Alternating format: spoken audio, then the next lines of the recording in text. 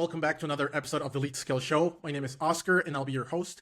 And with us today, we have an amazing guest. Her name is Armine Alajian, and she is the CEO and founder of the Alajian Group. Now, as you guys know, we like speaking to guests that started their own business, have a lot of stuff to offer, and also just advice to tell people when they're starting their entrepreneurial journey. So I'm very excited about this episode. And welcome to the show. Thank you, Oscar. Thank you for having me. Of course, it's my pleasure. Thank you for agreeing. That you invited. Of course, I am, and I'm excited that you accepted. The first thing that I always like asking is, can you tell us a little bit, who you are, what your company does, and what you do in your company? Of course. My name is Armine Alajian. I'm a California CPA. I started Alajian Group almost 9 years ago, and we're a full-service accounting firm, fractional CFO, advisory, tax, everything under the accounting umbrella. We work with startups, fintechs, e-commerce, technology companies, SaaS, consulting, business management, production companies. Yeah, pretty much all the industries. Great. That was a great introduction. And, one thing that I like asking, right, I'd like to know from you, every entrepreneur has like that spark moment, right? And what was it that made you decide to start the Alajian Group? Okay, that is a very long story. That spark happened about 9-10 years ago, or maybe a little earlier than that, where I knew one day I was going to start my own. I didn't know how, I didn't know when. It was just something like I know was going to happen. And then that spark happened 4 years after. It was kind of like college or high school graduation. Like that time was up for whatever I was doing. And the next natural step was to start my own company. But all that started way before, like since high school, all that growth, right? You have different jobs, you learn different things, you get to know yourself. It's such a psychological journey as well to know where you fit in. And it's been a journey. It's been a journey for over 20 years, almost 9 on my own. So that's how it started, where it's like, okay, it was time. Life just aligned itself where it was time to do that next step. Okay, thank you for that. I completely understand. Just to give you a little bit of my background, which I think we didn't speak about that the last time. My dad's an architect. He's always been in construction, right? So ever since I was little, I saw how he worked and how he worked for himself. And that was just something that also sparked it for myself when I was younger. But definitely, as you grow up, you start seeing different things. And yeah, the spark comes. That's great. The spark comes way before the actual action. And so thank you for that. It's just life, right? Like things happen in life. Everything aligns and the next step is just presented. Yeah, I totally agree. And I think that in also... whatever form. that also, a lot of the times, I would say most of the times, right? The first like entrepreneur venture, it's not the one that ends up being your lifelong company, right? And that, at least for me, was that. And so I think that also everything that we do just adds to our character and what we end up building later on. And speaking of building, I'd love to know, and I know the audience would love to know as well, how did you land, your first clients? Like, what was that experience like? So when I started, first I reached out to my network. So it was tax season, and it was around January. It was January. It was tax season, so I naturally reached out to my network. It's tax season. Does anybody need anything? That's how it started. From the taxes, by the way, I'm starting my own company. This is what else I'm doing. So one thing led to another. LinkedIn, through my network, and then referrals. Most of it just came from referrals. Network reached out. People that I knew, I just started reaching out to everybody I knew. And then I would go to conferences, I'd meet people, learn things. Then somebody told me you should go to WeWork events. Back then, WeWork was like the hottest thing. And WeWork had a great networking platform. Everybody that was part of the community or that rented space from them, their information was there. So it was a nice little community where people asked for things, you offered services. So I just joined different networks. I just put myself out there, went to conferences. And it started like that. And then the more you build, then the more people get to know you, more referrals. And it's been that, mainly all referrals and just networking events. That's awesome. That's amazing. Thank you for that. And I think a lot of people start like that, right? But one of the things, as you're saying that, were you always extroverted? Were you always someone that would naturally and easily be able to reach out to people? No, absolutely not. And I always say that I wish I knew all of this in college. I wish I knew, even in high school, how important it is to network, to grow a community, to be part of it. Because when I was growing up, it was just like head down, just go get your job, work your career, build up that ladder. It was just that. I did not go to any networking events. I did not really go out of my school or work comfort zone or even knew about it. It's just Okay. now that when you're on your own, you're like, okay, what do you do? So I had to learn that. And it's still a learning process. It's not something that naturally just comes. It is learning. It's still a little uncomfortable to put yourself out there, to go to these networking events, and you don't know, who you're talking to. Do you need it? How you should present yourself? Yeah. So no, definitely not a natural extrovert thing. It's something that was learned at a later in life than. And my daughter, she's 18, and I push her. I'm like, go meet, go to all these events, meet people, get to know. So Yeah. at least she could do it right from the start. Wow, that's amazing. It's great that you're doing that, and I completely, resonate with you. I was an introvert when I was little. I could not speak up to save my life, and I have a lot of stories that I'll tell, in another time. But I have to thank my mom. It's great that you're doing that, because thankfully, my dad is an introvert. My mom is an extrovert. It was my mom that pushed me, right? And so I went from not being able to speak up to save my life. Literally, the example that I always give out is my mom would take me to like the corner store, the 7-Eleven or whatever. I would ask her, "Hey, can you buy me this? Soda and chips." And she says, "Yeah, you can get whatever you want as long as you ask the Go clerk." ask for it, yeah. I always came out with nothing. It's so I could relate. It's so normal in my family too. My dad's the introvert, my mom's the extrovert, and they would do that, and I would just Yeah. I'm not gonna say anything. Or when people say, "Oh, be out there," like, what does that mean? Yeah. Like we Yeah. need to be taught these skills. And I do teach. I love to learn. So if there's a gap or there's something, I'm always reading books, listening to podcasts, learning something on YouTube, learning information and trying it out. Yeah, I agree. Actually, I'm very similar with that. And I think, just self-education is such a big part, and it's something just that you need to instill, in other people so that actually you can Right. improve, right? So And practice. so yeah, The more you do it, the more you get comfortable. I agree 100%. And just from you already mentioned that how you started, getting the first clients, you started reaching out. Now, we talked about having to do that, right, while not being a particularly born extrovert.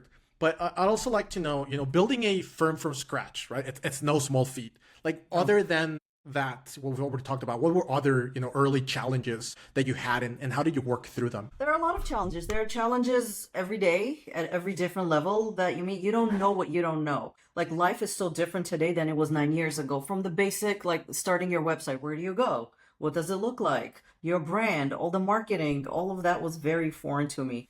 And when I started, it wasn't the greatest. It worked. Yeah.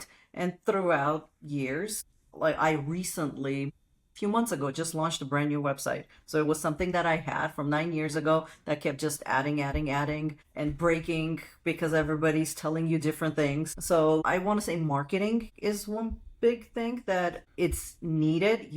I didn't know. And this was 9 years ago. So maybe it's different now with AI, with technology, and it's so much more out there. And like you have like these 10-year-olds doing these websites. Yeah. So maybe it's not as foreign as it used to be, but also different personalities, different clients. When you work in a company, you're with your team, you know who's what, you know what HR is like, you know legal's like, you know what your coworkers are like. But when you're on your own, you're meeting different people constantly, different personalities, different expectations, different companies. So just to navigate through that was challenging as well. It's something that you learn. Yeah, I agree. I mean, things are changing so fast, right? That you're constantly either having to learn or just having to keep up with your staff or vendors or something, right? That too. Of course, the vendors, the technology, the tools, the different needs, relearning, learning. I'm not even talking about the laws and compliance issues, right? That just comes with the job, but everything else. Yeah, managing staff, organizing. I completely agree with that. And,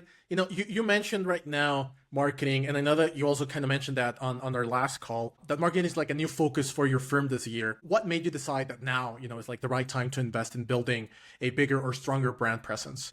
A few years ago, I started with the SEO, right? It's like, how do you reach more people trying to help? You only know who you only know.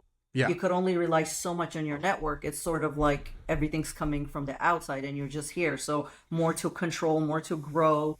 So we started with like, okay, let's do SEO, let's do email marketing, let's do this, let's do that. So just trying different things. Everybody promises you the world. Not that they're wrong, but accounting is such a different marketing strategy and just different than if you're selling something tangible where you could yell and scream and show cute videos and people will buy that from you. But you're dealing with people's money. Yeah. It's very personal. It's very emotional. It's very private. I can't just go on Instagram or say, oh, guess what? We did this for the client. No, it's very confidential. And to build that trust, you have to have them rely on you to follow up, and keep everything confidential and be honest. So it's not easy for people to just turn over all their finance to someone and say, oh yeah, here, go do it. I give you all my money. So still finding out. I don't referrals are still it. Still just trying. We're still building, just figuring out what is it from the external marketing that will work. Is there anything other than referrals that's been working for you, in terms of getting your clients? I mean, networking, right? Meeting people either face to face, or if you talk to someone virtually through LinkedIn or, a direct reach out. Nothing has worked, I'll be honest, mass reach out, but direct reach out, referrals, face-to-face networking, that still works. Okay, thank you for that. If there's anything else that works, I'm willing to try anything. Because like I said, I love to learn, I love to try, I love to experiment new things, so. Yeah. And I'm open.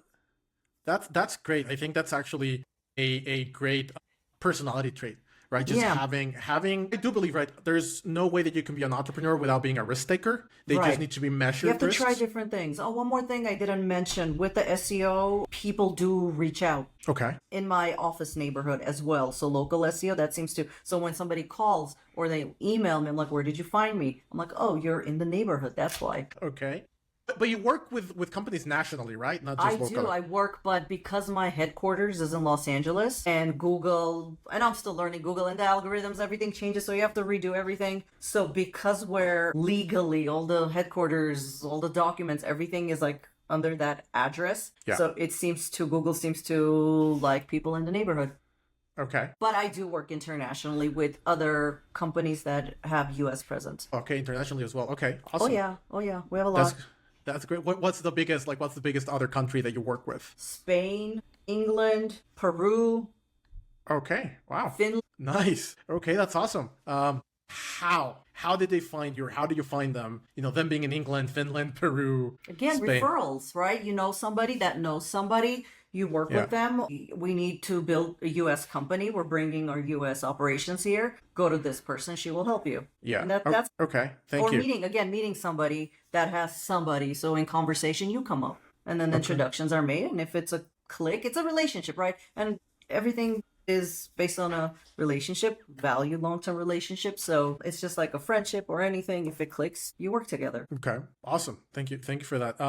And one of the things that you were saying earlier, my grandfather was a CPA, may he rest in peace. And that's one thing that I've seen. That's actually why I like the space, because I grew up, I actually had a great relationship with him. My parents were, always bringing me with them on the weekend and stuff. So I spent a lot of time with him when I was younger. And one of the things that I remember a lot is the ledger. He would still do everything, manually on the ledger. So I would sit down on his lap and just see him do that, right? Mm-hmm. And one of the things that I've seen from his generation as a CPA to now is that CPAs would be like a partner for the companies and for the clients, right? They would all be treated like that, and they would even end up being like the godfather, to like the kid, or would be invited to weddings and stuff like that, right? Like at least my grandfather was like that, and I remember him telling me that that's usually how it went, right? Like they actually were almost part of the family at times because you work with a CPA back then and you work for 10, 20, 30 years. And that's one thing right now that I'm not seeing that much. Right now, clients and prospects and just people looking for CPAs, I've seen that they're a little bit more cost searching and cost hunting rather than value hunting. I agree with you. Yes. Unfortunately, it's like it becomes like sometimes a bargain or negotiation, but like there's so much more value. We don't want to just go around the corner, I'll do it for X amount. No, it is a relationship. It is long term. I'm growing with you. We're together. We're growing this company. It's not just a one-time project. Yeah. But I do love that. I do love long-term relationships. I value and that's important. Yeah, and I think it is, right? And that's one thing that I see with a lot of my clients, just helping them like transmit that value, right? And like put it into words in a way that the people will understand. I'm your partner. We're in it together. It's not just like I do a job and move on. No. Exactly. I'm all in. And funny you said about the ledgers when I started, and it wasn't that long ago, okay? It was 2000s. We had ledgers. when I wow, started in really? the audit. Yeah, I was an auditor before. I started public accounting, audit tax. We had ledgers. We actually had the ledger. We did it on with pencils. We had floppy disks. Wow. We carried all the binders, and it wasn't that long ago. Yeah, exactly. I would have thought that by the 2000s it would have been like done on the No, computer, no, right? Like on we a had laptop. no, Wow. Okay. no. Probably mid 20s. That's Okay. when. I mean, we still use computers, but slowly it's like technology started when you started using more apps than actual ledgers. Wow. Okay. That's interesting to know. I mean, Excel, right? Then Excel took over. yeah. It's interesting to know that. I mean, my grandfather passed away in 2002. But even if so, one of my uncles was also a CPA. They worked together, and my uncle did use. I remember the Macintosh. That was the first time that I ever saw, like a Mac, an Apple computer. Yeah. Yeah, exactly. When he had one Those of the flat Macintosh. floppies. Yeah, but my grandfather never got into technology. He's like, no, I'll keep doing it all by hand, and that's fine. But I just assumed that it was like my grandfather, and not the fact that. No, thank you for telling me that. I use it too. Yeah. And with AI right now, AI, all it is. Yeah. It's great. It's a tool. It's just another tool. Just Yeah. like we use Excel, just like we use calculators, it's just another tool. The way people are selling it, at least in my field, it's very helpful for us Yeah. to use instead of by hand. We'll just use another tool that connects this one with this one with this one. It just makes it more efficient, makes it more productive. Doesn't mean it's going to take over the knowledge. You still need, just like doctors, they use robots to do surgeries, but you still need that doctor to kind of oversee what's happening and not just let it do its own thing. I 100% agree with you. I don't think that AI is gonna overtake accounting, public accounting, anything like that. I mean, it definitely can help you with the bookkeeping, and stuff, and It's just doing. it's tools. I'm all for it. I'm all Yeah. for AI and technology. Then the more you use it, the more you learn about it. Yeah. But when they sell it for, you don't need an accountant, you could just do it yourself. Why would you Yeah. even want to? Why would you want to run big accounting, your firm doing all the accounting? Why? Yeah, and then like who's gonna respond if something goes wrong, right? Like, Right. Are you gonna scold the AI? Like, oh, you Right. did I this. don't want to be my own doctor. I don't want to be my own lawyer. I don't want to be my own architect. Percent. Yeah. Let the experts do that. I agree 100%, and that's a big thing. When we talk to prospects, just letting them know that, hey, you know what, AI is only get you so far, but every single question that you're gonna have, it's not gonna be able to answer you, right? And if it does, hey, you know what, like they're not gonna stand behind their work as a CPA would, right, as a firm. And it's a tool. It's just a tool. Exactly. It's a good tool. And just changing a little bit the subject, I saw, and I love this. I love this. That's why I wanted to ask you about this before I forget. I saw that your site, your homepage, it says, relax, it's just accounting, right? And I love that. But what does that mean in your practice? How do you make accounting, feel less intimidating for entrepreneurs and the people that you work with? I love it. I love what I do. I love my career, my job, my clients. So because I love it so much and it's intuitive and it's so natural for me, it's like, relax, I got you. I know it's scary, but then when we do the work, we translate it and we hope to translate it to you where you're not scared. In the beginning, everybody's scared. Yeah. There's a lot of pushback. There's a lot of fear, a lot. But then once everything's there, there's still a little fear, especially with entrepreneurs. And then once it becomes more regulated month to month, they're like, okay, it's not that scary. It's not that bad. Yeah, I agree. A lot of the times when you don't understand the numbers, it can definitely look scary and daunting.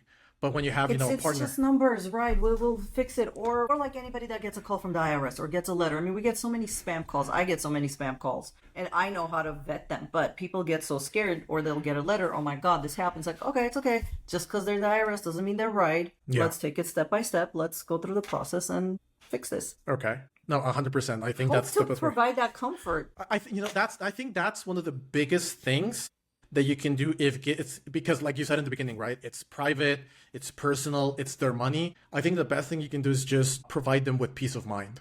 Yes, absolutely. Right. And then when you go, and then when I think about their specific situation, things come up where I will communicate, hey, what if we do this? Like, it's like it's a relationship. It's not just like you do a job and you move on. 100%. And you mentioned your daughter earlier. Is she following in your footsteps? She's starting university next week, actually. Okay.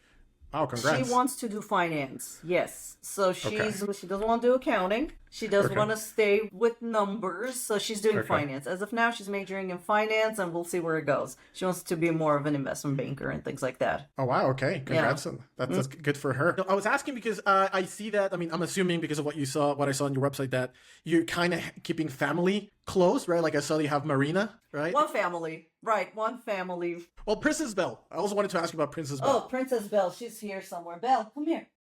I saw that she's the head of security. Oh, yeah, of course. I forgot. She's head of security. She's 14 years old. Oh, wow, No, okay. 13. She's 13 years old. Yeah. She's still very, very active in Yeah. her role. Marina's my mother. She helps with taxes, admin, That's all of great. that. We've been together working for over 5 years.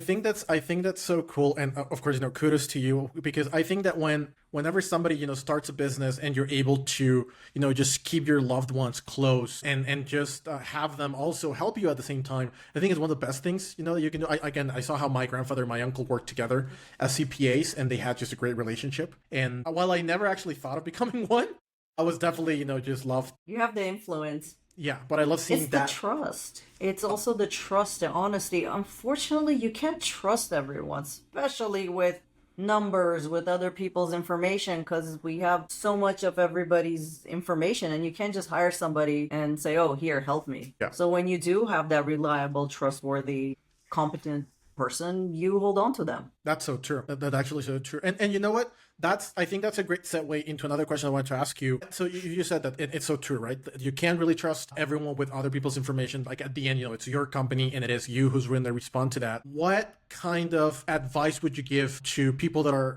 starting on their entrepreneurial journey? Like what is something that we would have loved to, 20 years ago, 10 years ago? 20 years ago. Do what works for you. I know it's like entrepreneurship, blah, blah, blah, but maybe that's not who you are. Maybe the 9 to 5 is more for you. Maybe growing up within one company is more for you. There's no wrong or right way. Maybe being a stay-at-home parent works for you, or doing something voluntary, So just get to know you. What works for you? And you learn, you change as a person. So just build on that and sculpt around that. If having your own company works for you, if that's how you're wired, I'm wired that way around the clock. Not everybody's wired that way. There's no wrong or right. It's just like, people want to retire when they're 60. I don't. Well, as of today, I don't. I don't know. Maybe when I'm closer, life will change, and it's okay to pivot. You're not stuck in it. It's okay. You could start with like a 9 to 5, and then you could be an entrepreneur. If that doesn't work, you could go. And then maybe 5 years later, life changes, kids grow, things happen. It's okay to pivot, especially right now. Yeah. Where it's not before, where you have to start with a job. I realized that was my initial plan from high school. I'm like, oh, corporate America, that's what I'm going to do. I'm going to start, grow. And then once you're in it, you're like, oh, it doesn't work that way. That logic doesn't work anymore. It's not the 80s. It's not the 90s where you can be the CEO of a company. No, it's okay to change jobs. It also was a big mind shift because you have this loyalty. I can't just leave. I've been with this company, right? You want to stay. But now every 2 years, somebody's changing a job, and that's okay. Yeah. I think that's great advice. Thank you for that. And what common mistakes, if any, are you seeing like others making? I think they grow too fast. Not that if it's a natural growth, okay, but sometimes they force growth too fast. Okay. Where it's like, let's have one location. Let's be so good at this location that location number 1 can support location number 2, not just go raise money and open all these locations. Yeah. I think that because life changes so quickly now, with technology, with AI, with algorithms, it's hard to predict. So maybe a more natural, slower growth as opposed to just go all in. But again, like, people are different. Some people just like to gamble and I'm all in. But I've seen what I've seen looking at the numbers. Usually the crazy growth, oh, we're going to do this, doesn't always turn out in their best interest. That's actually a great insight. Yeah, I think you're absolutely right with that hyper expansion. At times it sounds good in theory, right? But in practice, not everyone is able to actually pull it off successfully. Right, unless it's a natural where it's naturally, okay, this is where we're heading. But a lot of it is not natural. It's a lot like, okay, I'm good here. Now let's do something else. Yeah. And speaking of that, what are your growth plans for the next 1 or 2 years? Growth plans, yes. I would like to bring other companies on board. Grow, for sure, grow. Right? Natural growth, marketing growth, whatever that growth comes in. I don't want to have 500 employees, nothing like that. I still want to keep it boutique, and because of technology and everything else, just grow with that as well and grow the firm and Okay. still keep it still like keep it personable. Okay. And so, for example, if I were to ask you, because you did say grow, right? But if you're talking about growing like 50% or even doubling, like what do you see the timeline of that being? I can't tell you the timeline. I could tell you the timeline. Everything changes. I had a timeline. I was given a timeline for certain things, and then within a week, everything changed. So I cannot tell you a timeline. Okay. You might meet someone tomorrow and they give you a book of clients. Somebody might retire and you get to work with them. So then you have to like work on that, create a team to support that. So you never know. Yeah. No, that's so true. I know it's probably so wrong with accounting and planning, but I usually not to plan that far ahead. Yeah. No, I resonate with that. Being a numbers guy myself as well, even though again I'm not an accountant or CPA, I've always tried to do the projections and everything for my past business for this one. But yeah, I have it very present, that saying that says, if you want to make God laugh, just tell him your plans. Right. So yeah, I've definitely been in that position. Whatever's natural, it just happens. The doors open up. You know your next step. Yeah, 100%. And I want to ask you, entrepreneurs often define success differently. What does success look like for you, like personally and also for the Alajian group? Personally, success is freedom to know that I could support the mass, that I could not just be with one company, that I could support a few other companies, and to have that freedom to work with all kinds of companies, to know that if I want to work at 3 a.m., I will work at 3 a.m., which I like to work at nights, to be flexible in my locations. Like I said, I have international clients. If I'm visiting a client in Spain, then that means the world to me because I don't have to be at my desk. I could do my work from anywhere. And I'm so disciplined and diligent that I'm good with that. Like I don't need my desk. I don't need that micromanagement. And I will get your stuff done. Our other logo is get shit done. So I love that. Right, it is. And I'm getting something to put up there. Okay. I love that. And I told you this from the first time, right, that we spoke. I love the background. I also, collect vinyl. I have a lot of vinyl. Actually, yesterday, quick parenthesis, yesterday was my birthday. Yeah, happy birthday. Thank you. And my girlfriend knows me so well that she actually, her present to me was like this collector's box set, with vinyl for one of my favorite bands. Nice. And so, yeah, that was amazing. I'm like, you know me so well. Nice. You're awesome. An old soul. So did your grandfather like this as well? Yeah, not the same kind of music, of course. Uh-huh. I'm a little bit more on the heavier side with rock. But yeah, with my grandfather, I grew up and he always had the records. Even though, we already had cassettes and CDs, mm-hmm. He still had his record player. He's got all his records. I actually inherited a few of his records. Oh, nice. Yeah, they're not in really good state, unfortunately. But yeah, I did get a couple Frank Sinatra's, Elvis, and Disney LPs. Well, EPs, actually. But yeah. So yeah, I just love it. And one of the things, that I wanted to ask you, on a lighter note, because of what we're speaking right now, I know that you also collect, vintage items, vinyls. It's obvious, from your wall. Do you see a connection, between that passion and how you approach business? Interesting. Maybe with the old school values. Okay. The relationships, the values when it's just meaningful. I have to think about that, but that's the first thing that comes to mind. Okay. I'm an old soul as well, so it's a comfort zone. Okay. Yeah, I understand that. We're coming a little bit simple, right? It's just simple, no fluff. Okay, I like that. Just straightforward. This is what we're doing. This is what we're getting. I think it's that's not a sales call. It's not like an infomercial where things are popping up advertising. No, just. I like that. Yeah, just keeping it's a way of showing that you're keeping things simple, right? That's okay. I like that. Thank you for that. We're coming a little bit to the end, of our episode. I've had a great conversation with you right now and also the last time. And I'm going to ask you, just bear with me because I like asking this question. It's a little bit of a funny question. If you had, a magic wand that you could just wave, change one thing about your business instantly, what would that one thing be? To tell people I'm here. How do you find me? I'm here. Okay. I'm here to support you. I always feel like I have to meet the right people. Where are you? I'm here.